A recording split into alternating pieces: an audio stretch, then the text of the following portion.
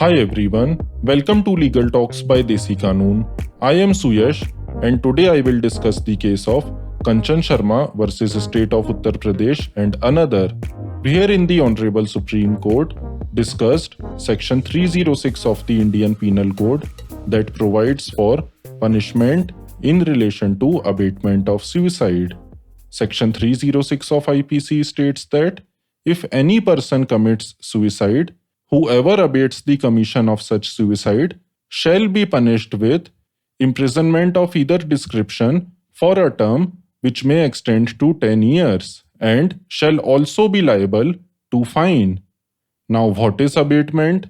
It has been explained in Chapter 5 of IPC, Sections 107 to 120. According to Section 107 of IPC, a person abates the doing of a thing who A. instigates any person to do that thing, B. engages others in conspiracy to do that illegal thing, C. intentionally aids the doing of that thing. Apart from explaining the meaning of abatement, Section 107 to Section 120 of IPC also explain the liability of the abater, and depending upon the severity of commission of crime, the abater could be held equally liable as the main accused. Now let us move further. The facts of the case are not relevant for the purposes of this show, and hence the same are not being discussed. In order to understand Section 306 of IPC, let us peruse the pertinent observations by the Supreme Court.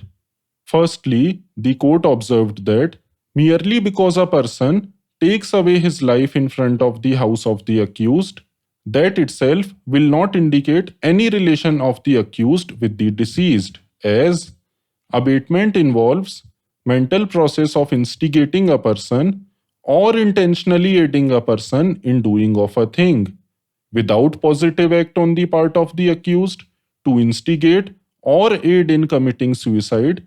No one can be convicted for offense under Section 306 of IPC.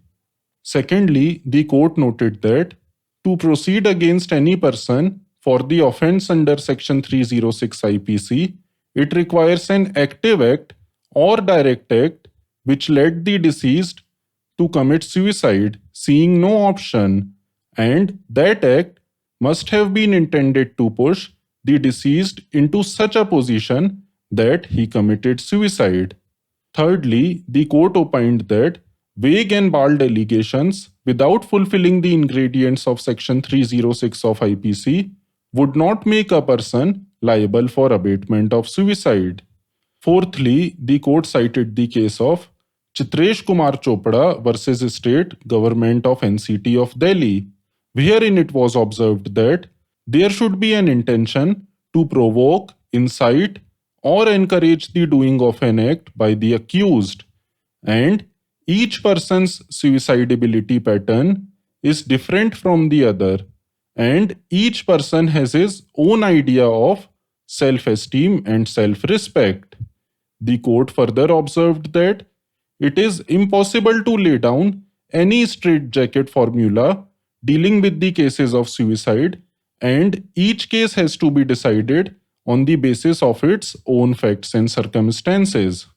Fifthly, the court also cited the case of Amlendu Pal versus State of West Bengal, wherein it was opined that the courts must examine the facts and circumstances of the case with diligence and weigh the evidence available on record to understand if any cruelty or harassment has been meted out to the victim.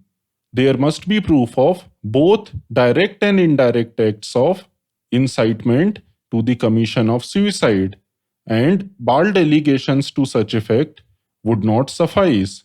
Further, the court laid down following guidelines in relation to Section 306. A. There must be a case of suicide. B. The accused or the abater must have played an active role by instigating or doing certain act to facilitate the commission of suicide. C. The act of abatement must be proved and established by the prosecution to attract Section 306 of IPC. And lastly, The court cited the case of SS China versus Vijay Kumar Mahajan and another, wherein it was observed that the intention of the legislature and the ratio of the cases decided by this court makes it clear that in order to convict a person under Section 306 of IPC, there has to be a clear mens rea to commit the offense. It also requires an active act or direct act which led the deceased to commit suicide, seeing no option, and that act must have been intended to push the deceased into such a position that he committed suicide. I hope that the nature and the scope of Section 306 of IPC is clear by now. So, what are my concluding remarks?